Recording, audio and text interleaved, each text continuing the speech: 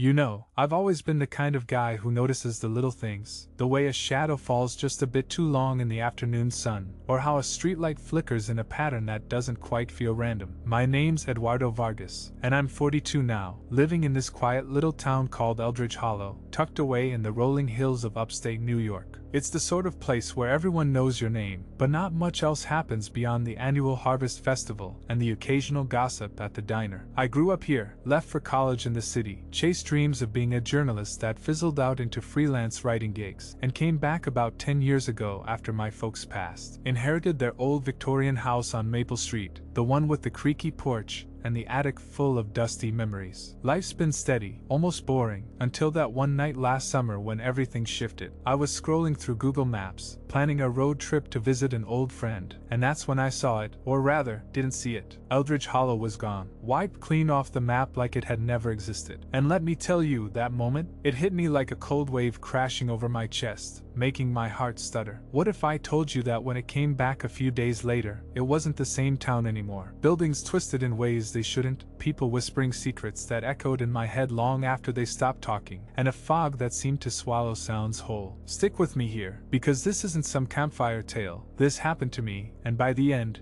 you'll wonder if your own hometown is as solid as it seems. It started innocently enough, or at least that's how I try to remember it now, to keep the panic at bay. I'd been working late in my study, the kind of room lined with bookshelves groaning under the weight of forgotten novels and yellowed newspapers. The clock on the wall ticked past midnight, and I was nursing a lukewarm coffee, my laptop screen glowing in the dim light. I pulled up Google Maps to check the route to Albany. Nothing special, just a quick getaway to clear my head. Typed in Eldridge Hollow, like I had 100 times before, but the search bar just blanked. No results. I refreshed the page, thinking it was a glitch, maybe my internet acting up from the storm brewing outside. Thunder rumbled faintly in the distance, like a warning I didn't heed. Tried again, zooming out on the satellite view. The hills were there, the winding river that cut through the valley, even the old highway snaking north. But where our town should have been, a cluster of red pins for the post office, the library, Murphy's diner, there was nothing, just empty green fields, unbroken forest, as if some digital eraser had scrubbed us away. My stomach twisted, that first knot of unease settling in like an uninvited guest. I laughed it off at first, nervously, telling myself it was a server error, some tech hiccup in Google's massive machine. But as I sat there, staring at the void where home should be, a chill crept up my spine. What if it wasn't just a map? What if something bigger was unraveling? I didn't sleep much that night, tossed and turned in my bed upstairs, the house settling around me with those familiar groans that suddenly sounded like whispers. By morning, the storm had passed, leaving the air crisp and heavy with the scent of wet earth. I grabbed my phone and checked again. Still gone. Eldridge Hollow, population 1,200, erased. I decided to take a walk, clear my head, maybe talk to someone without sounding crazy. The streets were quiet as always, kids biking to school, Mrs. Harlan watering her geraniums on her front lawn. She waved, her smile as warm as ever, but I couldn't shake the feeling that everything looked sharper somehow, the edges of buildings catching the light in a way that made my eyes ache. I stopped at the diner for breakfast, sliding into my usual booth by the window. The place smelled of bacon and fresh coffee, grounding me a little. But as I sipped my mug, I overheard two old-timers at the counter murmuring about glitches in the system. One of them,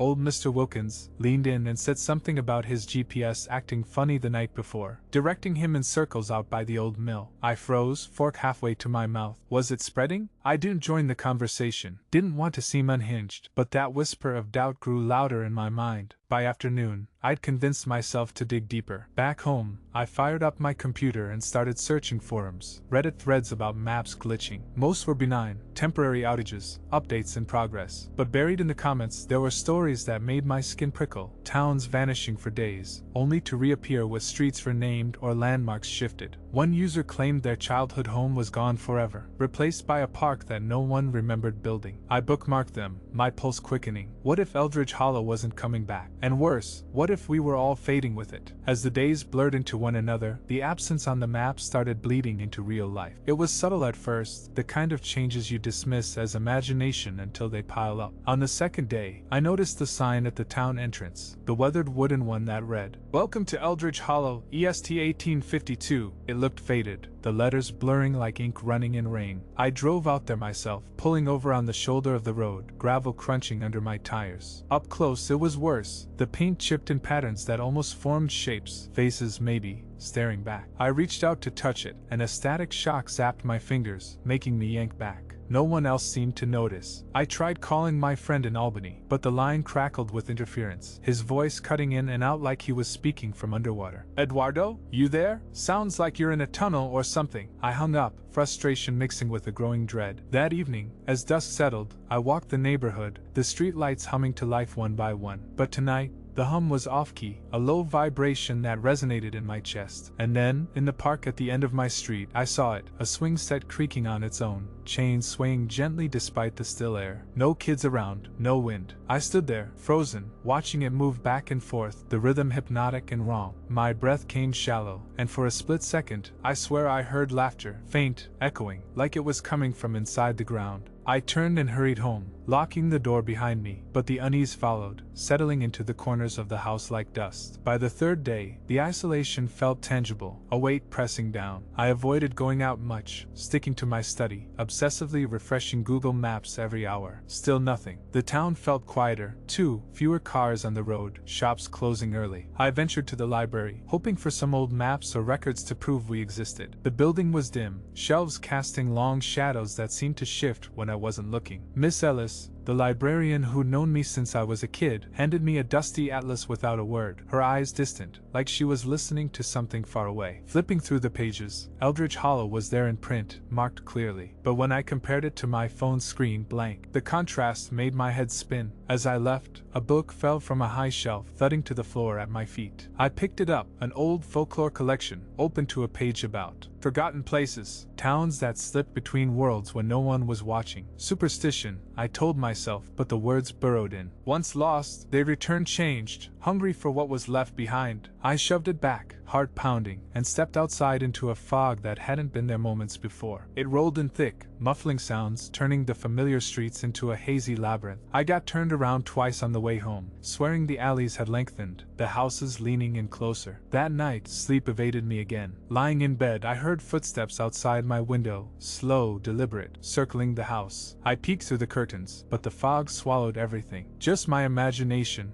I whispered to myself, but the steps paused, as if listening. The fourth day brought a glimmer of hope, cruel in its tease. I woke to sunlight streaming in, the fog lifted, and for a moment, everything felt normal. Checked the map, still gone. But then, around noon, my phone buzzed with alerts. Friends from out of town texting, asking if I was okay, saying they'd tried reaching me but couldn't find the town on their apps. One even joked, "Did you guys secede or something?" I didn't laugh. Instead, I drove to the edge of town, where the forest met the fields. The trees there have always been dense, ancient oaks twisted with age, but today they seemed taller, branches reaching like fingers. I parked and hiked a short trail I'd known since boyhood, hoping the fresh air would steady me. But halfway in, the path forked in a way it never had before, a new branch veering left into thicker woods. Curiosity pulled me, despite the warning bells in my head. The air grew cooler, leaves crunching underfoot with an unnatural echo. Then I found it, a clearing I didn't remember, with a stone marker in the center, etched with symbols that looked like old runes, weathered but sharp. As I knelt to examine it, a breeze stirred, carrying whispers, fragments of voices, names I half recognized from town. My name among them. I bolted back, branches snagging my clothes like hands grabbing. By the time I reached my car, sweat soaked through my shirt, and the whispers lingered in my ears, faint but insistent. That evening, the power flickered, plunging the house into darkness for seconds that stretched like hours. When it came back, I rushed to my laptop, refreshed Google Maps one more time, and there it was, Eldridge Hollow, popping back into existence like it had never left. Relief washed over me, warm and dizzying. I zoomed in, tracing the streets, the river, my house. But as I panned around, something nagged. The layout, it was off. The library was on the wrong side of Main Street. The park had an extra pond, and my street, Maple, curved in a loop it never had before. My breath caught. This wasn't my town. It was a mimic, close but warped. I stepped outside to verify, the night air thick. The stars above looked dimmer, constellations slightly askew, and in the distance, from the direction of the forest, a low hum started, vibrating through the ground. Neighbors' lights were on, but no one stirred. I called out to Mrs. Harlan across the street. No answer. Just silence, broken by that hum growing louder, closer. What had come back in our place? And why did it feel like it was watching me? As the nights wore on,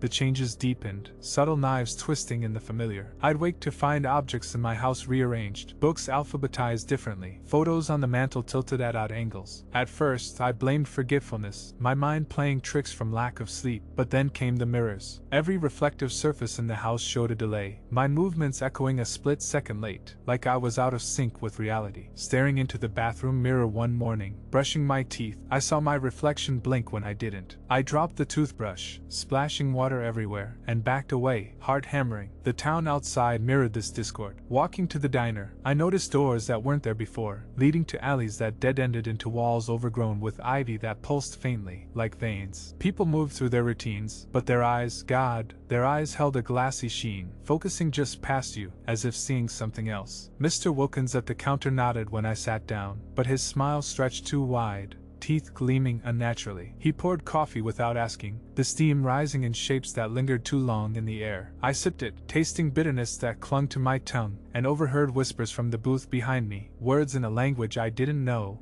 rhythmic and pulling. I left quickly, the bell above the door chiming with an echo that followed me down the street. The fog returned that afternoon, thicker than before, wrapping the town in a shroud that muffled footsteps and voices. I tried driving out, heading toward the highway, but the roads looped back on themselves, signs pointing to Eldridge Hollow no matter which way I turned. Panic clawed at my chest as I circled for hours, gas gauge dipping low. Finally, I pulled over near the old mill, engine idling. The building loomed, its wheel turning slowly despite the dry riverbed below. I got out, drawn to it, the air humming with that same vibration. Inside, dust motes danced in beams of light filtering through cracked windows, and on the walls, scratches, marks that looked like maps, but twisted, with our town at the center, lines radiating out like cracks in glass. Touching one, a jolt ran through me, visions flashing, shadows moving between houses at night, figures standing still in the fog, watching. I stumbled out, gasping, and drove home as the sun set, the sky bleeding red in hues too vivid. Nights became the worst. Lying in bed, I'd hear the house breathe, walls expanding and contracting softly. One midnight, I ventured to the attic, flashlight in hand, drawn by scratching sounds above. The beam cut through darkness, illuminating boxes of my parents' things. But among them, something new, a journal, leather-bound, my name embossed on the cover. I hadn't put it there. Flipping it open, pages filled with handwriting mimicking mine, detailing days I didn't remember, visits to places in town that didn't exist, conversations with people long dead. Entries spoke of the return, how the town had shifted to a line, welcoming back what was lost. My hands shook as I read, the words blurring. Then,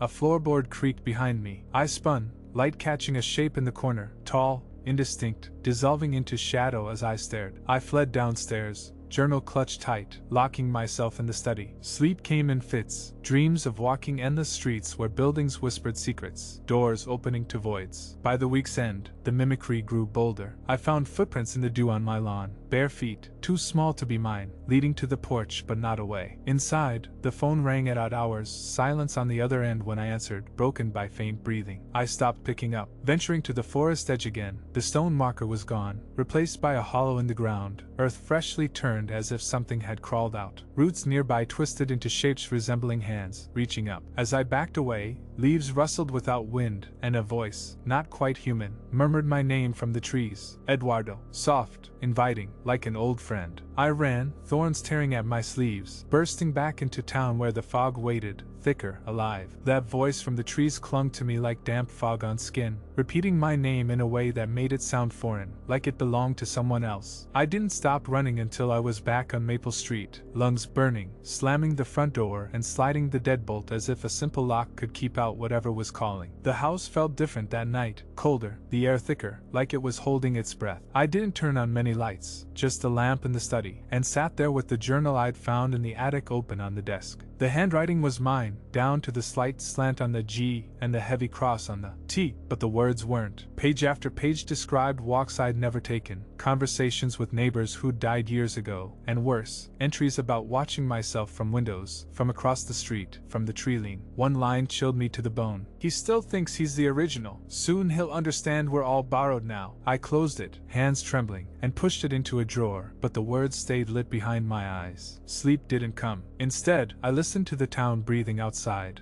Slow, rhythmic, like something vast inhaling through the streets. Morning arrived gray and heavy, the sky low as if pressing down on the rooftops. I forced myself to go through the motions, coffee, shower, pretending normalcy. But the mirror lagged again, worse this time. My reflection smiled a full second after I forced one, the expression lingering when mine faded. I avoided it after that, dressing quickly and heading out. The streets were eerily still. No kids waiting for the school bus, no dogs barking, just that low hum vibrating faintly through the soles of my shoes. I walked toward the center of town, needing to see if anyone else noticed, if I was losing my grip alone. Main Street looked almost right at first glance, the diner, the post office, the little pharmacy with its faded green awning, but the proportions were wrong. Buildings leaned subtly inward, creating a funnel effect that drew the eye toward the park at the far end. The welcome sign I'd checked days ago was crisp now, freshly painted, the letters sharp and black. Welcome to Eldridge Hollow. No date of establishment anymore, just the name, bold and expectant. I pushed open the door to Murphy's Diner, the bell giving its usual chime, but the sound hung in the air too long, echoing softly. A few regulars sat at the counter, Mr. Wilkins, Mrs. Harlan,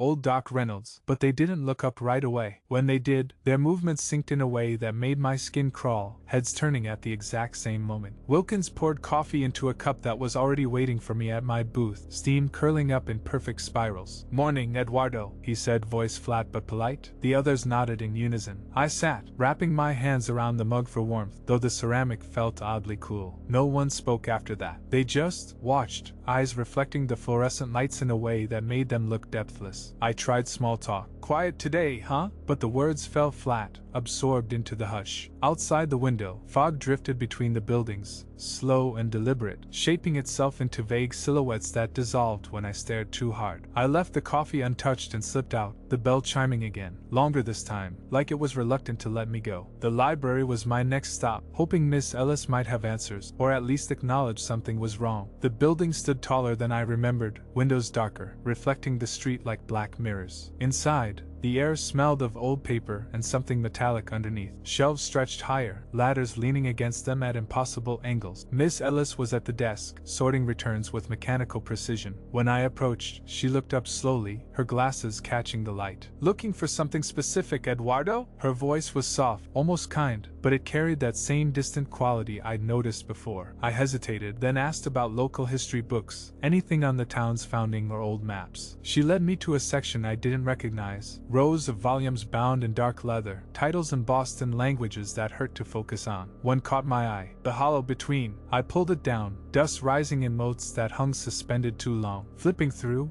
the pages showed illustrations of our town, but older. Streets laid out differently, buildings with doors that opened onto blankness, figures standing in doorways with faces smudged out. A passage described places that slipped the tether of sight, returning only when they'd gathered enough echoes of the living to wear like skins. My throat tightened. Miss Ellis stood nearby, watching silently. "Find what you need?" she asked. I closed the book, shaking my head, and left it on the table. As I walked out, I glanced back. She was reshelving it already, but the book seemed to resist, pages fluttering as if trying to open themselves. By afternoon, the fog had thickened into something almost solid, reducing visibility to a few dozen feet. Streetlights flickered on early, casting pale halos that barely penetrated the gray. I wandered without direction at first, then found myself drawn toward the park, the one with the new pond on the map. The one that hadn't existed before. The swings were still there, creaking in that same rhythm, but now figures occupied the benches around the playground. Townspeople, sitting motionless, facing the empty swings. I recognized them, neighbors, shopkeepers, the mail carrier, but they didn't move, didn't blink, just stared ahead, as if waiting for something to arrive. I kept my distance, skirting the edge, hard thudding. The pond lay beyond, water black and mirror still, reflecting the fog above in perfect detail. Kneeling at the edge, I peered in, and for a moment saw the town as it should be, clear skies, familiar rooftops. Then the reflection rippled without wind, and the image warped. Buildings twisted, streets looping into impossible knots, and in the windows, countless faces pressed against glass, watching. My own face among them, but not quite, eyes too wide, mouth stretched in that delayed smile. I jerked back, stumbling, and when I looked again, the surface was blank, showing only fog. That evening, back home, the house felt crowded despite being empty. Shadows pulled deeper in corners, stretching when light hit them. I tried calling out of town again. Friends, emergency lines, anyone, but the phone emitted only soft static, laced with faint whispers that shaped themselves into fragments of conversation I'd had years ago. My mother's voice, clear as day. "Be careful what you look for, Eddie. Some things look back." The line went dead. I paced the rooms, checking locks, drawing curtains tight. In the kitchen, the clock on the wall ticked slower than it should, each second stretching. I made tea to calm my nerves, but when I turned from the stove, the mug had moved, placed neatly in the center of the table, steam still rising. Footprints dampened the linoleum, leading from the back door to the table and stopping. Small prints, bare feet again. I followed them backward, finding the door unlocked, fog seeping in through the crack like smoke. Outside, the yard dissolved into gray, shapes moving just beyond sight. Night fell heavier than usual, darkness pressing against windows. I retreated to the study, barricading myself with the desk chair under the doorknob. Childish, maybe, but it felt necessary. The journal called to me from the drawer, and against better judgment, I opened it again. New entries had appeared since morning,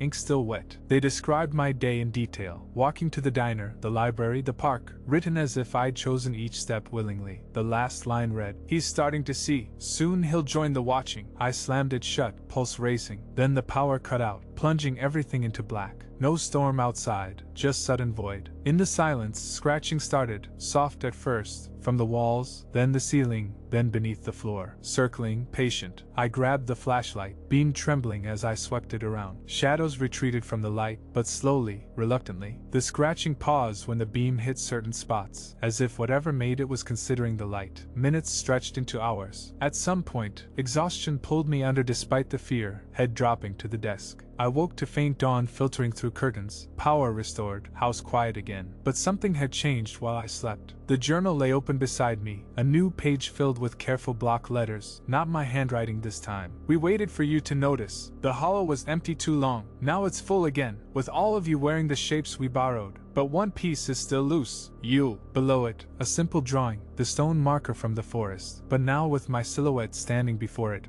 arms outstretched. My stomach dropped. I tore the page out, crumpling it, but the ink bled through to the next, identical. Outside, the fog had lifted just enough to see the street. Figures stood on lawns across the way, neighbors, motionless, facing my house, waiting. And in the distance, from the forest edge, that voice called again, clearer now, almost gentle. "Eduardo, come home." I knew then I couldn't stay inside forever. Whatever had returned wearing our town wasn't content to watch anymore. It wanted the last stray thread tied. I couldn't ignore that call anymore. The way it wove through the fog, wrapping around my name like a promise or a threat, gentle but insistent. "Eduardo, come home." It echoed in my head as I stood at the window, watching those figures on the lawns across the street. They hadn't moved since dawn, just stood there, heads tilted slightly toward my house, as if listening to the same voice I was. My hands gripped the sill, knuckles white, and I whispered to myself, "This isn't real. It's stress, isolation, something explainable." But the words tasted like lies. The town had come back wrong, and now it was pulling me in, one thread at a time. I had to act, had to find a way out before the last piece of me slipped away. Grabbing my keys, the journal, and a flashlight, I slipped out the back door, avoiding the front where they waited. The fog greeted me like an old acquaintance, cool fingers brushing my skin as I darted toward the alley behind the house. My footsteps sounded muffled, swallowed whole, but I could hear others, soft pads following at a distance, keeping pace. I didn't look back. The streets twisted more than before, familiar turns leading to dead ends overgrown with vines that hadn't been there yesterday. I aimed for the highway, the one that should lead out to the real world, but every route curved back toward the center, toward the park with its staring benches and black pond. My breath came in ragged bursts as I navigated by memory, ignoring the new doors that appeared on houses, slightly ajar, exhaling faint breaths of warmer air. Once, I passed close to one, Mrs. Harlan's place, and a hand reached out from the crack, pale fingers curling invitingly. "Eduardo?" Her voice, but not quite, layered with echoes. I veered away, heart slamming, and kept moving. The hum was louder now, vibrating up from the pavement, syncing with my pulse until I couldn't tell where one ended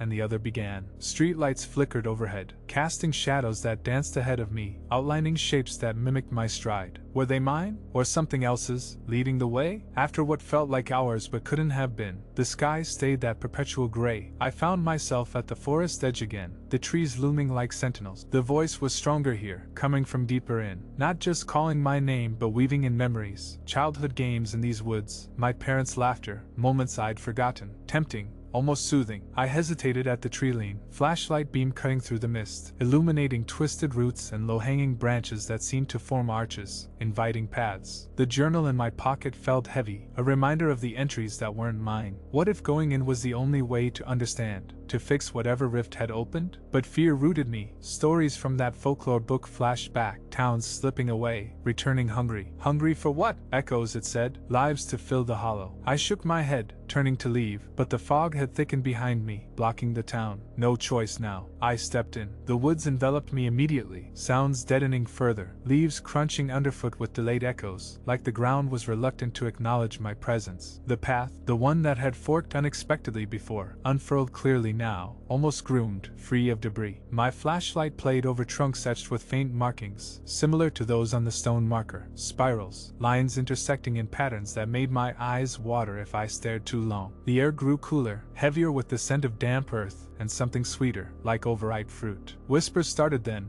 not just a voice but multiples, fragments of conversations from town, laughter from the diner, Miss Ellis's soft inquiries. They swirled around me, brushing my ears like wind. "He's here," one said, finally noticing. I quickened my pace, beams swinging wildly, catching glimpses of movement in the underbrush, shadows darting between trees, too quick to be animals or people. My mind raced. Was this the source? The place where the town had slipped to, and come back from? Deeper in, the trees thinned into that same clearing, but altered now. The hollow in the ground where the marker had been was wider, a shallow pit ringed with those root hands reaching out, quivering slightly. In the center, something gleamed, not stone, but a pool of liquid, reflective like the pond but smaller, swirling lazily. I approached cautiously, knees weak, and knelt at the edge. The surface showed not my face, but scenes, Eldridge Hollow as it was, then vanishing in a blink, folding into itself like paper crumpled, then unfolding, but stretched, details smudged and reassembled wrong. Figures moved in the vision, townspeople, but their motions jerky, like puppets learning to walk. And in the background, shapes watching from the edges, patient. One turned toward me in the reflection, eyes meeting mine across the veil. "Home," it mouthed. I recoiled, but a root snagged my ankle, holding fast. Panic surged. I yanked free, scraping skin, and scrambled back. The whispers loudened, converging. "Stay, see." I ran then, blindly, branches whipping my face, tearing cloth. The path had vanished, woods closing in, but I pushed on, guided by instinct or desperation. Hours blurred, or minutes, time felt elastic here. Eventually, the trees parted, spitting me out not at the town edge, but directly into the park. The fog lifted just enough to reveal the benches empty now, swings still. But the pond, it boiled faintly, bubbles rising without sound. Exhausted, I collapsed on the grass, chest heaving. Had I escaped, or circled back into the trap? As I lay there, catching breath, footsteps approached, multiple, surrounding. I looked up, the townspeople, faces familiar but expressions vacant, eyes reflecting that glassy sheen. Wilkins, Harlan, Ellis, others. They formed a loose circle, not threatening, just expectant. "You've seen," Wilkins said, voice echoing slightly. "Now understand." I pushed to my feet, backing away. "What are you?" They didn't answer directly. Instead, Mrs. Harlan tilted her head, smile too wide. "The hollow was empty. Maps forget, but we remember. Borrowed shapes to fill it." Doc Reynolds nodded in sync. "You were the last. Loose end." The hum intensified, ground vibrating, and I felt it pull, a subtle tug in my chest, like threads unraveling. The journal slipped from my pocket, pages flipping open on their own, new words appearing. "He joins now." I grabbed it, tearing pages, but they reformed in my hands, ink bleeding. The circle tightened, hands extending not to grab, but to welcome. The voice from the woods joined them, all around now. "Come home, Eduardo." My reflection in the pond watched, smiling that delayed smile, beckoning. In that moment, clarity hit, not escape, but acceptance? No. I bolted through a gap in their circle, legs pumping, fog parting just enough to show the highway ahead. Real or illusion, didn't matter. I ran toward it, their voices fading behind, whispers turning to sighs. The road stretched straight now, no loops leading out. My car, had I left it somewhere? No time. I kept going, feet pounding asphalt, until the town shrank in the distance, fog swallowing it whole. Hours later, or was it, I stumbled into a gas station miles away, collapsing at the counter. The attendant, a stranger with normal eyes, called for help. "You from Eldridge Hollow?" he asked later, after water and questions. I nodded weakly. He checked his phone. "Weird. Maps show it right there. You okay?" I recovered in a motel nearby, body bruised, mind frayed. When I finally checked Google Maps again, Eldridge Hollow was there, layout perfect, no twists. I drove back cautiously days later. The town looked normal, streets straight, buildings upright, people waving with genuine smiles. Mrs. Harlan's geraniums bloomed bright. The diner served coffee hot, no lingering steamed shapes. The forest path was as I remembered, no forks, no clearing. The journal? Blank when I opened it at home, pages crisp and empty. Relief came slow, tentative. Maybe it was a breakdown, isolation-fueled hallucination. I told myself that, settling back into routine, writing articles, walking streets that felt solid. But nights bring doubts. Mirrors reflect in perfect sync now, but sometimes, in peripheral vision, a lag. The hum returns faintly when wind stirs the trees, and whispers ride it, my name, soft, waiting. I avoid the park after dark, ignore new doors that appear briefly on old walls, vanishing when blinked at. And the map? I check it obsessively. It's there, always. But once, just once, it flickered, gone for a heartbeat, back different, subtly. A street renamed, a building shifted. No one notices. Except me. The hollow isn't full yet. It's still hungry, borrowing a little more each time, waiting for the next slip. What if your town vanishes tomorrow? Would you notice when it returns? Changed?